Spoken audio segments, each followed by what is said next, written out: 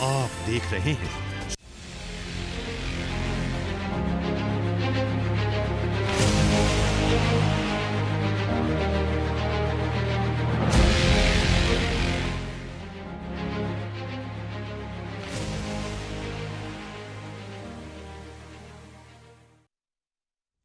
नमस्कार, सुदर्शन न्यूज में आपका स्वागत है। मैं हूं मुकेश कुमार और आप देख रहे हैं जवाब तो चाहिए। जवाब तो चाहिए में आज हम बात करेंगे हिंदू धर्म और सनातन परंपरा को बदनाम करने के लिए सूक्ष्म तरीके से अपने एजेंडे को आगे बढ़ाती वामपंथी मीडिया के चाल की। वामपंथी मीडिया की यह चाल कोई नई नहीं है, वो इस टूल का इस्तेमाल काफी पहले से करते आ रहे हैं। ताजा मामला घाना के 63 साल के पादरी के 13 साल की बच्ची के साथ मैरिज करने की है। घाना में बाल विवाह प्रतिबंधित है, फिर भी यह मैरिज इस परंपरा का हवाला देकर समाज की स्वीकृति दे दी गई।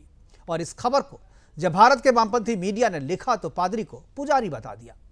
झाड़ फूंक और नीम हकीम जिसको कहते हैं कि धुआं से इलाज करने वाले फकीर आलिम को बाबा और तांत्रिक बताकर खबर लिखना, सोशल मीडिया पर उसे बाबा के कारनामे बताकर वायरल करना, यह सब चलना शुरू हो गया।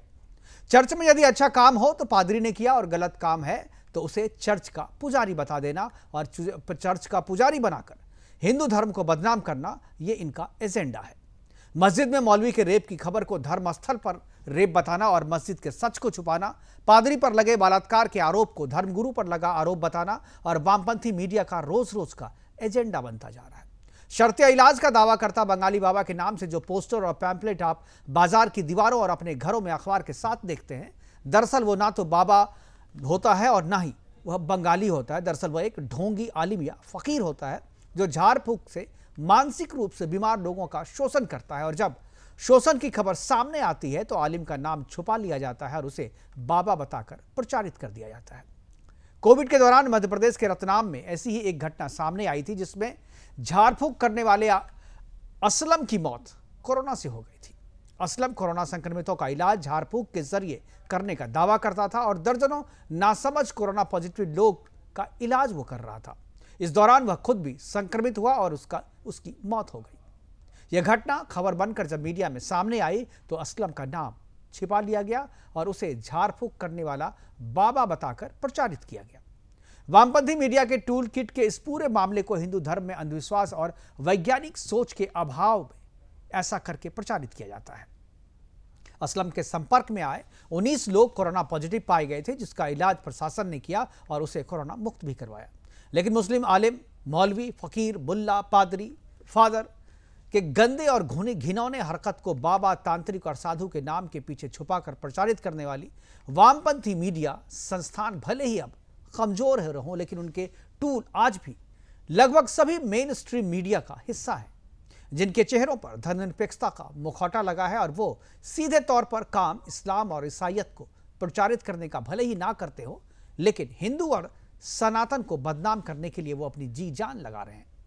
घाना के पादरी की बेमेल मैरिज को इसी साजिश की कड़ी में हम आज देख रहे हैं, आज चर्चा करेंगे। और आज अपने प्रोग्राम में हम चर्चा करेंगे कि क्या घाना के पादरी की मैरिज की खबर में पादरी को पुजारी बताना वामपंथी टूल किट का कारनामा है?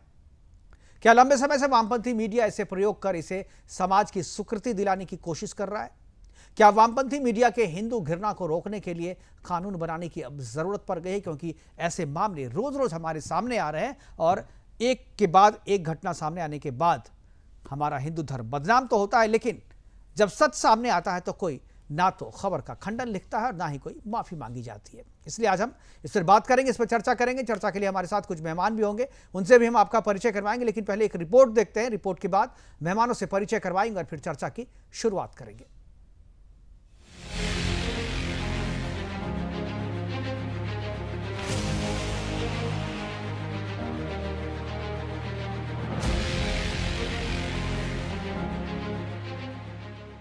अफ्रीका के घाना में 63 साल के पादरी ने 12 साल की एक छोटी बच्ची से मैरिज किया है। ये खबर जैसे ही सामने आई, देश की वामपंथी मीडिया संस्थानों ने हिंदू पुजारियों को बदनाम करने का अपना एजेंडा चलाना शुरू कर दिया। मैरिज करने वाले पादरी को पुजारी बताकर खबर लिखी जाने लगी और मामला घाना की नंगुआ का बताया जा रहा है, जहां 63 साल के एक पादरी गबोरबो विनोवो नुओवो बोरकेटे लावे ने 12 साल की बच्ची से मैरिज किया और क्रिश्चियन परंपरा के मुताबिक उसका शुद्धिकरण भी करवाया। इस बेमेल मैरिज की वकालत करने वालों के कुतर्कों के मुताबिक ये शादी पुराने रिवाजों का हवाला देकर की गई, जिसके तहत कहा गया कि ईसाई पादरी को एक कुंवारी लड़की से शादी करनी होती है। इस घटना में पादरी को हेडलाइन में पुजारी बताया गया, जिसके बाद मीडिया संस्थान के इस रवैये की आलोचना हुई। हालांकि बाद में इसमें सुधार किया गया। तो वहीं अब सवाल ये है कि इसे जानबूझकर सोची समझी साजिश के तहत किया गया, क्योंकि यह पहली घटना नहीं है जब हिंदू धर्म को बदनाम करने की साजिश रची गई हो। यूपी बिहार से अक्सर नंदी के साथ त्रिशूल लेकर भीख मांग रहे साधु के विभेष में अब्दुल को पकड़ा गया है। जुलाई 2022 में इसी तरह की तस्वीर सामने आई थी, और जब वैशाली में साधु के वेश में बसहा बैल लेकर भिक्षाटन कर रहे लोगों का खुलासा हुआ तो पता चला कि ये मुस्लिम है। Bureau report, Sudarshan news.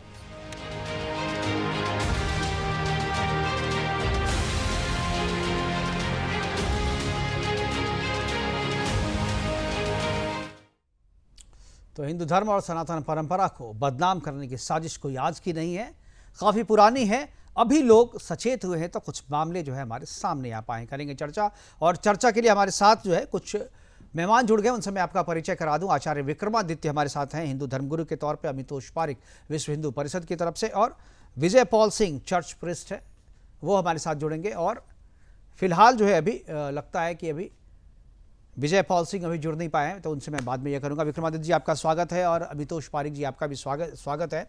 सबसे पहले मैं विक्रमादित्य जी से शुरुआत करना चाहूँगा। विक्रमादित्य जी, जिस तरीके के मसले हम लोग लगता है इससे पहले भी बहुत बार इस तरीके के मुद्दों पर चर्चा हम कर चुके हैं, लेकिन घाना में यह जो मामला हुआ है और मीडिया, वामपंथी मीडिया जिस तरीके से उस प्रीस्ट को, उस पादरी को पुजारी बना करके पेश करती रही, और जब विरोध हुआ तो हालांकि उन्होंने करेक्शन कर लिया उसका, और उसके बाद लेकिन लिखने से करेक्शन करने के बीच का जो समय है उस दौरान ये काफ़ी वायरल हुआ, और मिलियंस जो है लोग उन तक ये मामला पहुंच गया। हो सकता है करेक्शन जो किया गया वो इन लोगों तक नहीं पहुंचे, एक जो पर्पस था वो पर्पस पूरा कर लिया गया। मैं आपसे जानना चाहता हूं कि इस तरीके का एजेंडा जो है वो कब से चल रहा है, और इस तरीके के एजेंडा चलाने वाले लोगों के पीछे सोच क्या है? क्या ऐसे लोगों की सोच से सनातन और हिंदू धर्म है केवल बदनाम हो रही है, या इससे और ज़्यादा मजबूत हो रही है, और इसका जवाब देना बहुत ज़्यादा ज़रूरी है? मुकेश जी, ये जो घटना है, जो कि ऐसी एक आध घटना नहीं है, लगातार ऐसी घटना यदि हम देखने का प्रयास करेंगे तो जितने भी क्षेत्र हैं वहां बहुत सारी घटनाएं चल रही होंगी। अब मानवाधिकार वाले लोगों, कम्युनिस्ट जो लोग मानवाधिकार के रूप में कार्य करते हैं, उनको कतई दिखाई नहीं देता।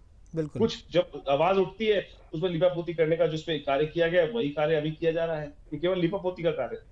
और यदि आप अभी इंटीरियर्स में जाके देखेंगे, जिस प्रकार से भारत के अंदर भी ईसाइयत का प्रचार, अगर आप देखें इंटीरियर झारखंड के इलाके में और बहुत सारे इलाकों में, कि वहां भी घटनाएं लगातार घट रही है, वहां लगातार घट रही है इस प्रकार की प्रताड़ना।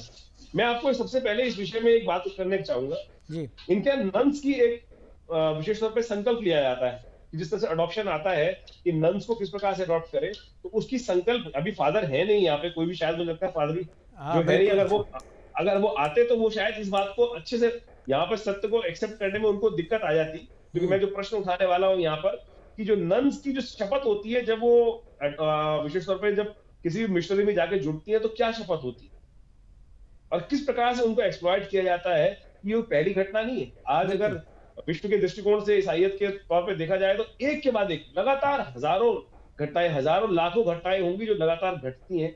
और सबसे ज्यादा एक्सप्लॉइटेशन जो होता है बच्चों का, बिल्कुल छोटे बच्चों का। आप समझे कि ये जो केस के अंदर 6 साल की बच्ची के साथ कब किस प्रकार से कार्य किया जा रहा है, 9 साल की बच्ची, 12 साल, ये और 63 साल का आदमी, क्या स्थिति आ गई है? क्या विश्व के देश के लोगों को, पढ़े लिखे लोगों को, ह्यूमैनिटेरियन ग्राउंड्स में काम करने वाले लोगों को क्या दिखाई नहीं दे रहा भाई? क्या कर रहे हैं, क्या करने चाह रहे हैं? और इन्होंने पूरे विश्व में यही किया है। अफ्रीका जैसे मुझे तो लगता है जो समाज कैसा है, समाज भी इसे परंपरा के नाम पे स्वीकृति दे रहा है। ये जो अगर आप धर्म को प्रसार, ये जाते हैं बेसिकली धर्म का प्रचार प्रसार करने के लिए, लेकिन उन्होंने अय्याशी के अड्डे खोल रखे हैं साहब, अय्याशी के अड्डे। ये जिस प्रकार से अय्याशी के अड्डे इन्होंने खोलकर कार्य कर रखा है, ये बहुत दुखद है। और इसके ऊपर मैं कहूंगा कि भारत में भी यदि हम करें ना काम, तो हमको पता चल जाएगा ईसाइयत क्या किस प्रकार से लोगों को ब्रेन वॉश करने का प्रयास कर रही है। एक वो चंगी सभाएं होती है साहब, हाँ, चंगी सभा, चंगाई सभा, चंगाई पता सभा। नहीं जो भी सच चल रहा है, पूरे पंजाब के अंदर क्या स्थिति इन्होंने मचा दी है। बिल्कुल। और तो और मतलब जिस प्रकार से ब्रेन वॉश कर कर ये बेसिकली अपना को साइंटिफिक पैरामीटर्स में बात करने वाले लोग, आज जो अंग्रेजी बोलने वाले लोग होते हैं, उनके स्टेशन पर यही कहा जाता है ना कि दे हैव साइंटिफिक पैरामीटर्स। लेकिन इस मतलब यहाँ पर कुछ समझ में नहीं आता उन्हें। यहाँ पे ये सारे जो जिस प्रकार पैरामीटर्स जो के है वो फेल हैं। यहाँ पे सारे यार पैरामीटर्स फेल हैं।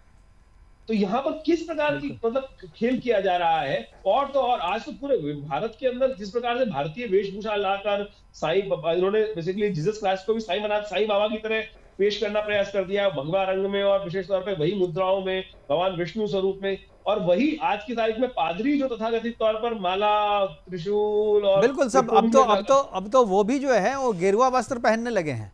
जो पादरी भी जो है वो भी गेरुआ वस्त्र पहन करके आने लगे हैं, कलश का इस्तेमाल करने लगे हैं। और किस तरीके से मतलब हिंदू धर्म को बदनाम करने के लिए ये लोग जो है अपना वेशभूषा बदल रहे हैं, या कहें जो जोकर की तरह जो है मतलब अपना कार्य कर रहे हैं। मैं अमितोष के पास जाऊंगा। अमितोष, विश्व हिंदू परिषद ऐसे लोगों के खिलाफ या ऐसे कृत्य के खिलाफ जो है हमेशा आवाज़ उठाता रहा है, और इस तरीके के मसले आप लोगों के सामने पहले भी आते होंगे। ये जो घाना का जो मसला है, हम घाना के बारे में तो नहीं बात करेंगे, वहाँ पर क्या किया हम तो केवल विरोध ही कर सकते हैं, लेकिन उसको भारत में जिस तरीके से प्रचार किया गया है, उस घाना की घटना के जरिए भारत में जो एक एजेंडा परोसने की कोशिश की गई, मैं चाहूँगा उस पर आपकी टिप्पणी हो कि उसे किस तरीके से रोका जाए।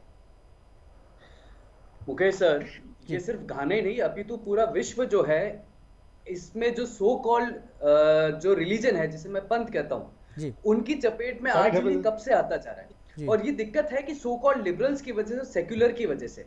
आप ही देखिए कि जब भारत का केस उठा के देखेंगे तो यहाँ पे पोर्चुगीज आए, सेंट पॉल आए और उसके बाद जेवियर्स आए, और फिर क्या हुआ। आप जब घाना का केस उठा के देखेंगे तो वेस्ट अफ्रीकन कंट्रीज हो गए, नॉर्थ अफ्रीकन कंट्रीज हो गए, इथोपियन रीजन्स हो गए। वहां पर किस तरह से क्रिश्चियंस ने और चर्च ने एक्वायर करा था और कन्वर्ट करने का प्रयास किया था, और जिसको एक टर्म दे दिया स्पिरिचुअल क्रिश्चियनिटी और कन्वर्जन का। अगर आप उठा के देखेंगे तो कोई भी जहां पे चाइल्ड मैरिज होती है, वो चाइल्ड मैरिज किसी धर्म में तो नहीं होती, चाइल्ड मैरिज वहीं हो रही है। और उनका प्रावधान भी जब आप रूट में जाके देखेंगे मुकेश सर, तो उनके रिलीजन में निकलेगा। And therefore this is a root cause, जहां पर रिलीजन का इंपैक्ट होता है वहां पर चाइल्ड मैरिज के केसेस आपको देखने को मिलेंगे। और ये मैं किस लिए कहता हूं, मैं तथ्यात्मक तरीके से कहता हूं। जब आप बाइबल उठा के देखेंगे तो बाइबल में चैप्टर 31, 17 और 18 को आप पढ़िए।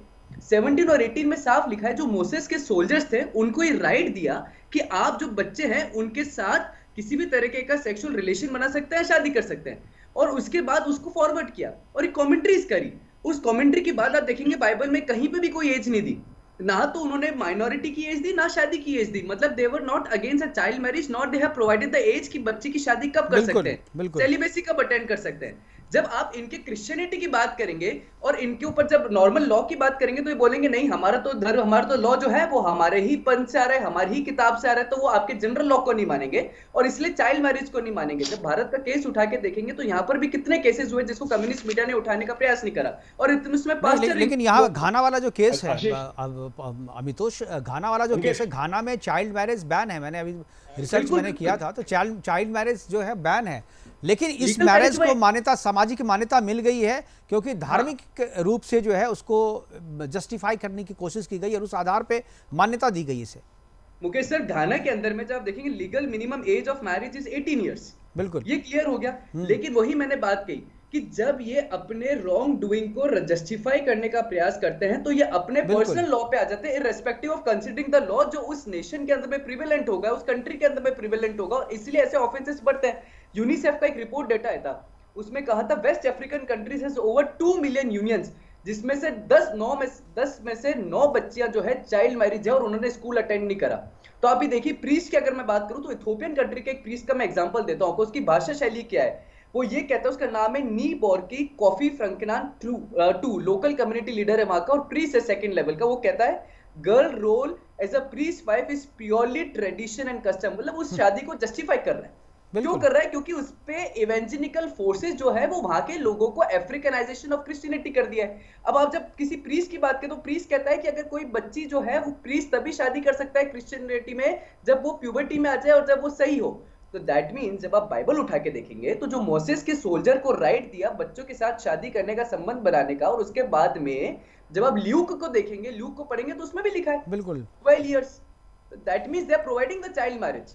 और ये केसेस मैं मुकेश सर एक एग्जांपल देता हूँ पास्चर के। अगर भारत के अंदर में केस की बात करें तो कम्युनिस्ट मीडिया कहाँ का खोता है, जहाँ पे एक पास्चर 6 साल की बच्ची का रेप कर देता है, जहां पर इब्राहिम जो होता है, इसाक और रेबका का आप केस देखेंगे बाइबल में, इसाक जो है 37 इयर्स का है और रेबिका जो है वो 6 साल की बच्ची है।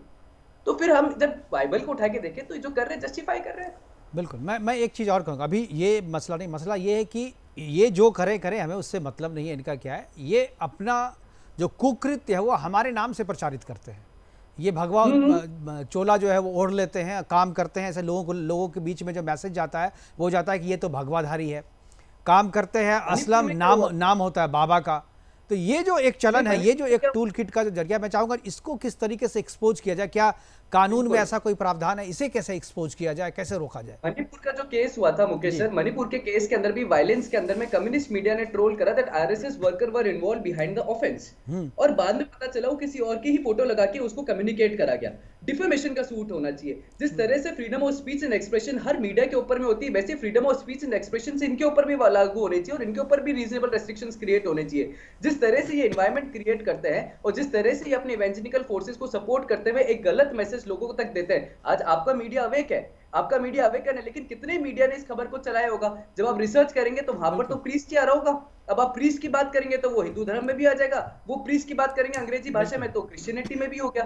तो किस तरह से इनको डिफाइन करें, इसके ऊपर में गाइडलाइंस बननी चाहिए। उस गाइडलाइंस को प्रॉपर ढंग से देखना चाहिए। जब तक फैक्ट मीडिया जांच नहीं हो जाती तब तक उसको प्रकाशित नहीं करना चाहिए, और इसीलिए डिफेमेशन का सूट इनके ऊपर में करना चाहिए। जिस भी मीडिया ने इसको दिखाया, they are totally liable under the law of Indian law in the defamation suit.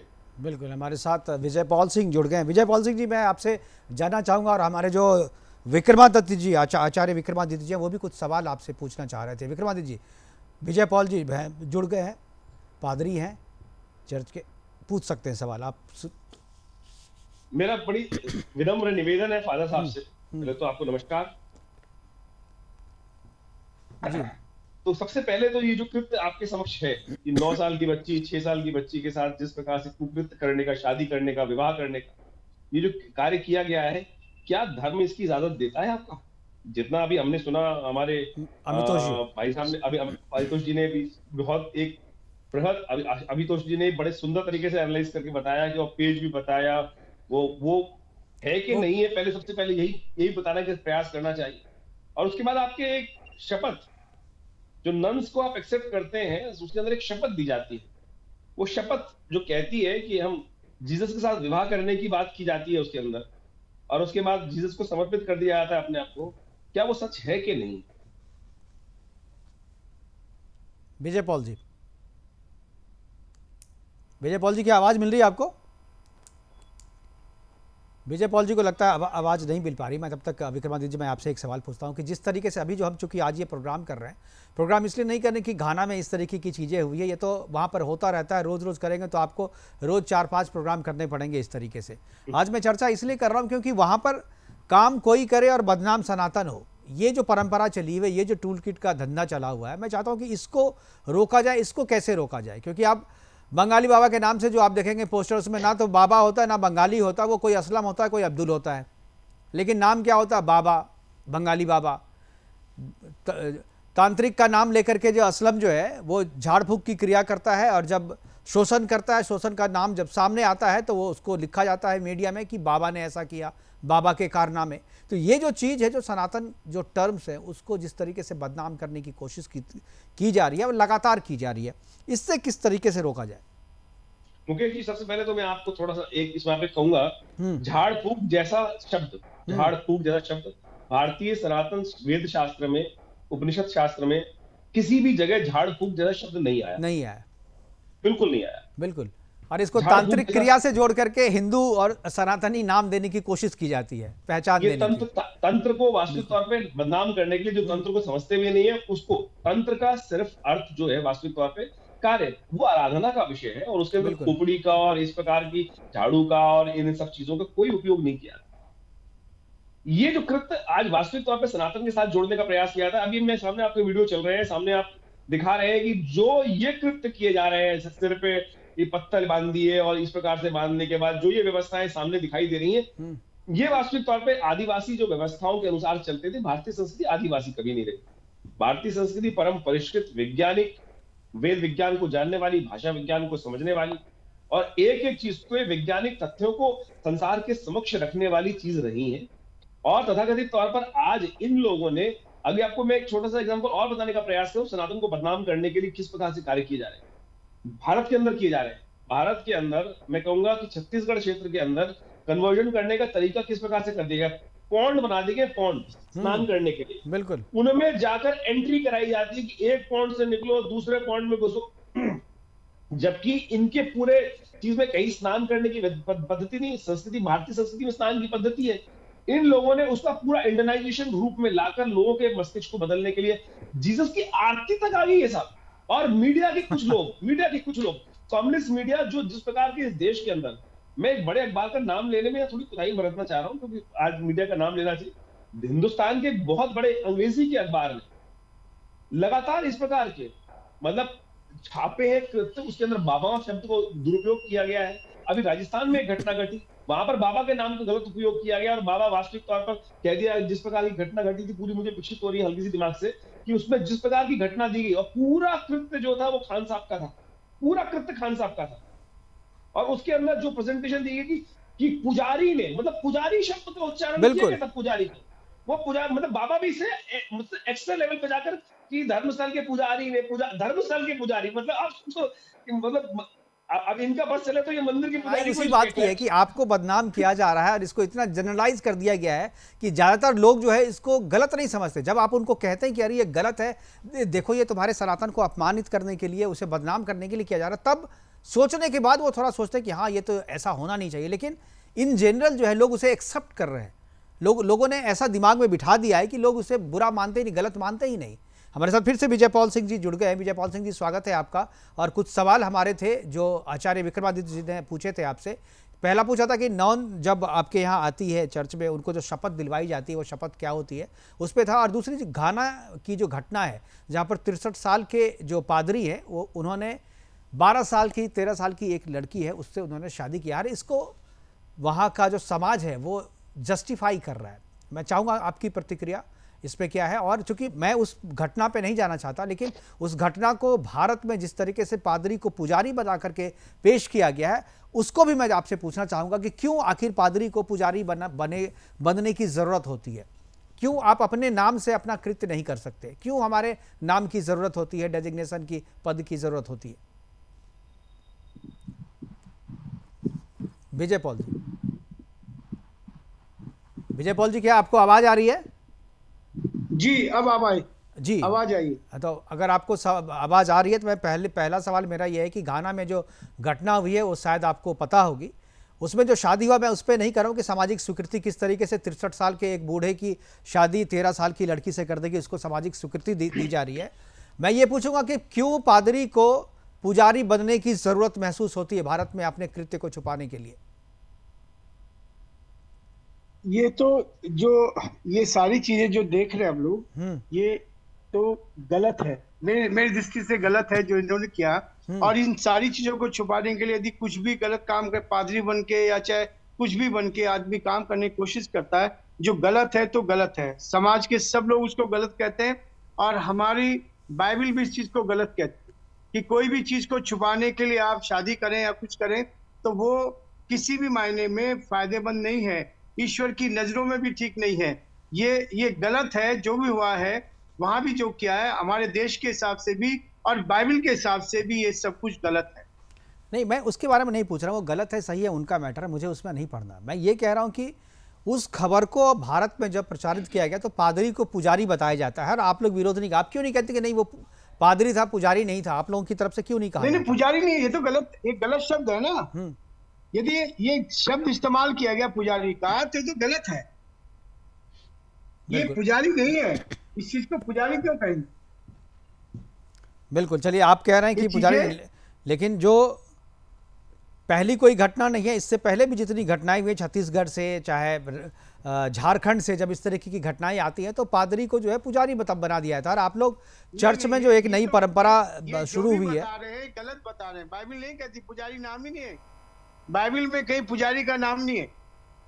हाँ, पादरी का नाम है, प्रीस्ट का नाम है। तो प्रीस्ट जो आजकल भगवा वेश में प्रीस्ट जो नजर आते हैं, क्या वो चर्च में कहीं पर बाइबल में है क्या, जो भगवा वेश में आप आइए और कलश उठाइए, पूजा कीजिए? ऐसा तो कुछ नहीं है कि भाई भगवा पहने, कि भगवा पहन के आए। बाइबल के लिए केवल एक चीज दी गई, वो व्हाइट दिया गया है कि व्हाइट गाउन पहनते हैं पवित्रता को दर्शाने के लिए। मैंने ऐसे बहुत सारे, अभी हमारे पास विजुअल्स नहीं है, मैं इस पर चर्चा नहीं कर, लेकिन हमने ऐसे बहुत सारे प्रोग्राम्स चलाए हैं, बहुत सारे विजुअल और तस्वीर भी दिखाई कि जहाँ प्राइस जो है वो भगवा वस्त्र पहने हुए हैं, हाथों में कलश लेकर के आरती भी कर रहे हैं। इस तरीके की भी चीजें हमारे साथ। ये तो दो चाल होगी, दो तरफी चाल होगी ना साहब, कि आप उस साइड गए तो उस साइड में भगवा पहन लिया या हाथ में ले लिया, पुजारी पूजा करने लगे। ये ऐसा कहीं भी नहीं है, बाइबल इसको नहीं ऐसा, ये कन्वर्जन को बढ़ावा देने के लिए जो हिंदू धर्म से ईसाई बनाते हैं, वो उनको दिखाने के लिए कि जो आप पे और हमें कोई फर्क नहीं है, शुरुआती दौर में अट्रैक्ट करने के लिए इस तरीके की चीजें जो है वो करते हैं। ये गलत है, ऐसा कुछ भी नहीं है कि जो लोग ये कर रहे हैं, जैसे कोई ऐसा है जो पहन रहा था पहले था और अब चेंज हुआ तो उसने वही पहना, या किसी ने उनको ये नहीं कहा कि भाई ये इस रूप में होना चाहिए। हम लोग इसको कभी भी कबूल नहीं करते। ठीक है विजय पॉल जी, लेकिन आपका जो है ना वो फ्रेम बन नहीं पा रहा है, आप कैमरे में दिख नहीं रहे, केवल आपकी आवाज आ रही है। आप एक बिल्कुल जो अपना कैमरा है ना उसको स्थिर कर लें।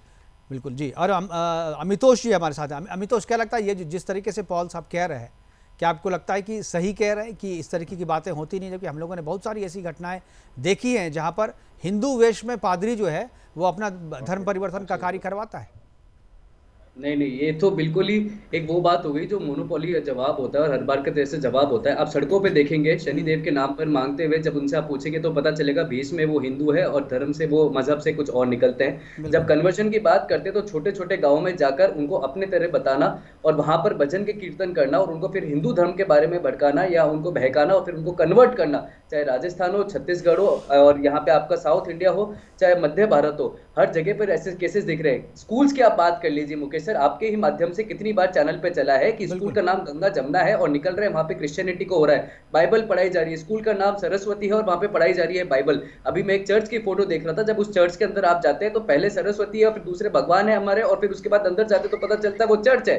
तो जिस तरह से आप बांसवाड़ा के अंदर पे राजस्थान में देख लीजिए जो प्रकल्प चलते हैं और वहां पे बांसवाड़ा में किस तरह से क्रिश्चियनिटी को प्रमोट करा जाता है और जिस तरह से मिसयूज करा जाता है, ये तथ्य है कि इन्हें पता चल गया है। और आप देख लीजिए जो आज हमारे साथ बैठे हैं ये है तो प्रीस्ट, लेकिन इनका जब आप नाम देखेंगे तो सिंह भी लग रहा है लास्ट में। तो आप या तो सूडो सेक्युलर होते हैं और सूडो सेक्युलर होते हैं तो जब कन्वर्ट होते हैं या किसी भी धर्म को अपनाते हैं, मजहब को अपनाते हैं, तो फिर आप अपना परिवर्तन करिए। जब हम हमारे नाम में परिवर्तन नहीं कर रहे हैं और हम दूसरे हिंदू धर्म के बारे में जाके उनको सुशोभित कर रहे हैं, उनको गलत बता रहे हैं, तो ये तो तथ्य हो चुका है। और इसीलिए पंजाब का रेशियो देख लीजिए, 10% इंक्रीज इन क्रिश्चियनिटी हो गया। आप 12 का राजस्थान में देख लीजिए क्या हो रहा है, अलवर देख लीजिए क्या हुआ, मध्य भारत और दक्षिण भारत देख लीजिए क्या हो रहा है, और इसी तरह अफ्रीकन कंट्रीज में देख लीजिए। सोर्स वही बनाए गए हैं जहां पर किसी भी तरीके के कन्वर्जन की बात होती है या फिर इकोनॉमिकली लॉसेस होते हैं, वहीं सोर्स बनाते हैं। बिल्कुल। विजय जी के पास मैं एक बार फिर से जाना चाहूंगा। विजय जी, जो अमितोष जी ने जो सवाल उठाया है कि आप भी जिस तरीके से कह रहे हैं ये गलत है, लेकिन आप भी तो वही कर रहे हैं ना, आप विजय पॉल सिंह आपने अपना नाम रखा हुआ है, तो आप नाम क्यों नहीं छोड़ते अपना? जो देखिए, नाम बदलने से कुछ नहीं होता है। नाम बदलने से कुछ, हमारा दिल बदला है, नाम नहीं बदला है। हमारे जीवन से बेईमानी, झूठ, ये चीज निकली है। ये जो गलत चीज है, नाम बदलने से कुछ नहीं होता साहब। ठीक है, देश बदला क्या हुआ, दिल का बदलना चाहिए। आपको नहीं होता, लेकिन जो दूसरे लोग हैं उसको अगर कंफ्यूजन होता है आपके नाम से कि आपने आपका सब चीज बदल लिया है। क्या होता है, हम हिंदुस्तान में रहते हैं, हमारे नाम रहेंगे, मेरे बच्चों के नाम यही है, मेरे जो है वो सब यही है। आप सोचो कि हम वहाँ विदेश में रह रहे हैं क्या, हम तो हिंदुस्तान में रह रहे हैं। हिंदुस्तान में रह रहे हैं तो हिंदुस्तान में क्रिश्चियन को रहना यहाँ ऐसा थोड़ी जी कि अलाउ नहीं है। क्रिश्चियन भी तो रहते ही हैं, पीटर भी यहाँ पे रह सकता है, पॉल भी रह सकता है, पीटर भी रह सकता है। हम लोग इस चीज को नहीं मानते हैं कि नाम बदलना चाहिए। ये नाम बदलना गलत चीज है। नहीं, ये नाम नहीं बदलना गलत है, क्योंकि इससे समाज में आप दोहरी पहचान रखते हैं। नहीं, अब विजय जी आप इस बात को समझिए ना। आपकी, मैं झूठ बोल रहा हूँ, चोरी कर रहा हूँ, बेईमानी कर रहा हूँ और मैं कहता हूँ क्रिश्चियन हूँ, तो क्या फायदा हुआ? नहीं, जब आप चोरी करते हैं तो लोग थोड़ी जानता है कि आप क्रिश्चियन हैं। जब आप चोरी कर रहे होते तब तो आप तो हिंदू और सनातनी नाम से चोरी कर रहे होते हैं। नहीं, तो जब एफआईआर दर्ज होता है तब पता चलता है कि आप क्रिश्चियन थे। नहीं, क्रिश्चियन है तो जब मेरे जीवन में काम हुआ, मैं क्रिश्चियन हूँ, मेरा दिल बदला, मैं बचपन से क्रिश्चियन हूँ। भाई आपका दिल बदला है, वो आपके नाम से कैसे पता चलेगा? आपका दिल बदला हुआ ही आपके नाम से भी पता चलना चाहिए ना। मेरे जीवन से, मेरे व्यवहार से, मेरी बातचीत से तो पता लगेगा कि मैं क्या कर रहा हूँ। आचार्य विक्रमादित्य जी कुछ पूछना चाह रहे हैं आपसे। किसी को रिश्वत दे के काम नहीं किया, बेईमानी का काम नहीं किया साहब। मैं आरएसएस की शाखाओं में रहा हूँ, वहां से सीखा है, मैं रहा हूँ। मैं आरएसएस की शाखाओं में गया हूँ, मैं जवानी में सारे काम किए। आरएसएस की शाखा, पता नहीं आरएसएस की शाखा में कहाँ ये सिखाया जाता है कि अपना धर्म बदल लो लेकिन नाम नहीं बदलो। धर्म कोई नहीं बदला, धर्म नहीं बदला साहब। ये तो धर्म की बात है ही नहीं। हाँ, धर्म की बात है, नहीं पता नहीं आप लोग आरएसएस को भी बदनाम कर रहे हैं। आरएसएस को आप मुझसे बेहतर नहीं समझते होंगे। आप अगर आप समझते होते तो आप कन्वर्ट नहीं होते, इसलिए आप आरएसएस का नाम बदनाम ना करें। नहीं, आचार्य विक्रमादित्य जी, आचार्य विक्रमादित्य जी कुछ सवाल पूछ रहे हैं आपसे। जी आचार्य जी। नाम कह रहे हैं, नाम बदलने से कुछ नहीं होता है, नाम बदलने से बहुत कुछ होता है। सब अजीत जोगी का केस याद होगा। अजीत जोगी के अंदर इससे बड़ा एग्जांपल हो नहीं सकता। उन्होंने कैसे फायदा उठाया था। शेड्यूल के अंदर वो आते थे और उन्होंने क्रिश्चियनिटी कबूल भी कर ली थी। प्रोफेसर थे, पढ़े लिखे आदमी थे, और उन्होंने क्रिश्चियनिटी कबूल करने के बाद जिस प्रकार से बहुत सारे लोगों को पता ही नहीं चला क्रिश्चियन बन चुके थे वो, लेकिन उन्होंने गजट के अंदर अपना को वही रखा क्योंकि उनको एसटी शेड्यूल के अंदर वो लेना था स्टेटस, और उसके बाद वो उस कोटे से इलेक्शन भी लड़े। और उसके बाद पूरी इंक्वायरी भी हुई, कांग्रेस ने पूरी इंक्वायरी दबवा भी। खैर वो तो अलग मुद्दा हो गया। मैं कहूंगा कि भाई सत्य सामने लाओ। सिंह साहब, कहाँ आप किस प्रकार के कौन से खेल में फंस गए हो? अगर आपने घर नहीं बदला है तो घर अच्छी बात है, घर नहीं बदला है तो आपको ऐसा कौन सी बात लगी मुझे बताइए। इस पूरे मुद्दे के अंदर एक बड़ी विचित्र बात दिखाई देती है कि अभी हमारे को बिल्कुल विजय पॉल जी को मैं एक बार कहूंगा जो कैमरा अपना सही कर ले। जी मैं एक आधा सेकंड चाहूंगा साहब कि आप भारतीय संस्कृति में कन्या को समझे क्या है। भारतीय संस्कृति में यदि आप इतिहास को उठा के देखें, हमारे मतों को उठा के देखें, स्त्री को स्वयंवर की आज्ञा दी गई थी। स्वयंवर, बिल्कुल हमारे यहाँ स्वयंवर की व्यवस्था थी। वो तो इस्लामिक काल के अंदर हमारी स्थिति ऐसी हो गई थी कि हम उनको रक्षा नहीं कर पा रहे थे। उसका जिम्मेदारी खाली बौद्ध धर्म के ऊपर जाती है। बौद्धों ने आकर इस देश को निस्तेज कर दिया और अहिंसा का ऐसा पाठ पढ़ाया कि हम लड़ना भूल गए। हम अपनी इज्जत की रक्षा नहीं कर पा रहे थे। वो सारा के सारा विचित्र विडंबनाएं थी हमारे शास्त्र के अनुसार से। लेकिन हमने हमारे यहाँ कन्याओं को स्वयंवर, बिल्कुल स्वयंवर 5-6 साल की लड़की कन्या करने, विवाह करने का 10 साल का 15 साल का नहीं, जब बच्ची बालिग हो जाए, पढ़ लिख ले, सारी की सारी कन्याएं। विद्युत्तमा का केस पढ़ ले निकाल कर। कालिदास के साथ जब उसकी शादी हुई, कालिदास अनपढ़ थे। विद्युत्तमा जो थी पढ़ी लिखी थी। वो तो एक जो झगड़ा हुआ उसका अनेक कारण से अलग हुआ। लेकिन मैं इस एग्जाम्पल के द्वारा आपको ये बताना चाहता हूँ कि भारतीय संस्कृति की कन्याएं, हमारे यहाँ कन्या को देवी के रूप में उपास्य रखी गई। ऐसा कौन सा चीज था जिसको प्रदर्शित करके कह रहे दिल बदल गया हमारा? अभी सिंह साहब ने बोला बड़ा विचित्र। भाई साहब कौन सा दिल बदला? क्या देख के दिल बदला? जरा हमें बता दो, क्या दिल, ऐसा कौन सा क्या चीज देखी है? क्या दिल बदल गया आपका? जहां पर 5 साल की बच्ची के साथ रेप करने की, अरे पॉस्को है हिंदुस्तान के अंदर, जहां धोखे से धर्म परिवर्तन कराया जाए। इस धोखे को देख के सिंह साहब आप तो सिंह लगा रहे हो, आप शेर वाली बात कर रहे हो। ऐसा कौन सा सिंह है जो कि धोखे से मारने की? शेर तो सामने से लड़ता है जनाब। चंगी सभाओं में किस प्रकार से आप व्यवस्था बनाने की बात करते हो? हुला लला कर करके लोगों को ब्रेन वॉश करते हो, और ब्रेन वॉश कर करके लोगों को ड्रामे दिखाते हैं और कह रहे ठीक हो गया, ठीक हो गया, ठीक हो गया, ठीक हो गया। अरे क्या कर रहे हो भाई साहब? क्या स्थिति कर रहे हो? आपको यही देख के मन बदला था क्या आपका? अरे आप आते हैं हमारे आश्रम में, देखो हनुमान चालीसा का पाठ करो, आनंद भाव से, परमात्मा के नाम भी लगता है, आनंद भाव से कीर्तन होता है। ये हुला कर विजय पॉल सिंह कह रहे मन बदलने के पीछे क्या वजह रही? कैसे मन बदला आपका?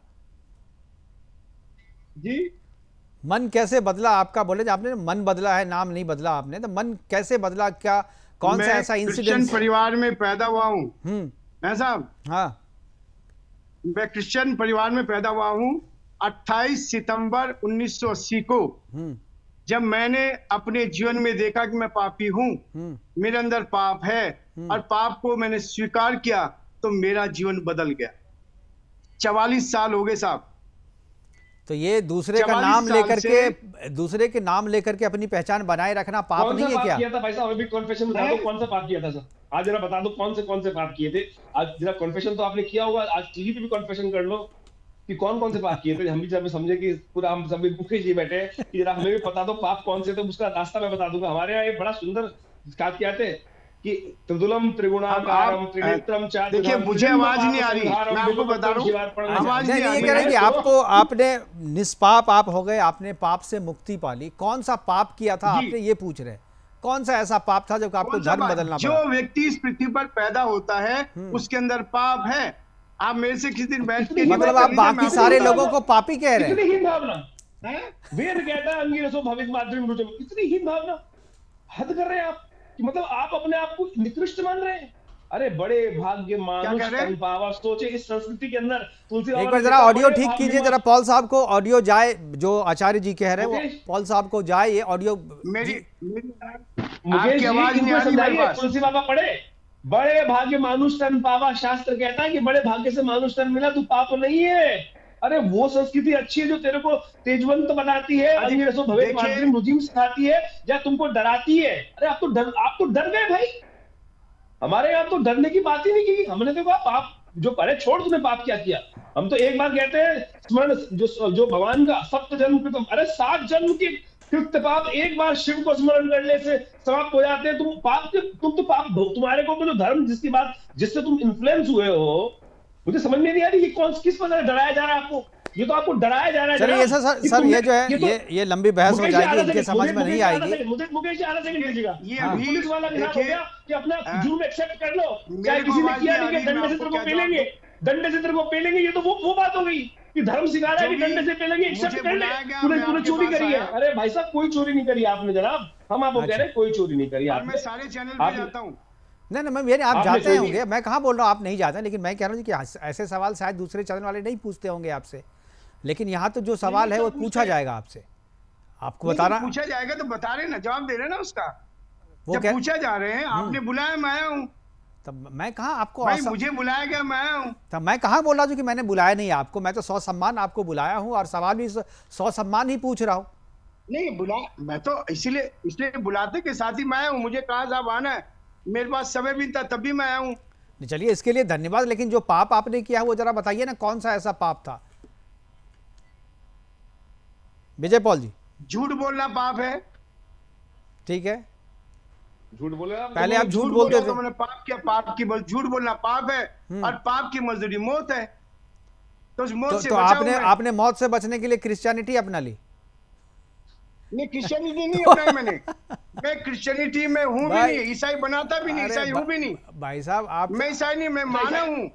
अच्छा ईसाई नहीं हूँ साहब मैं। अब झूठ बोल रहे हो? मैं ईसाई नहीं हूँ।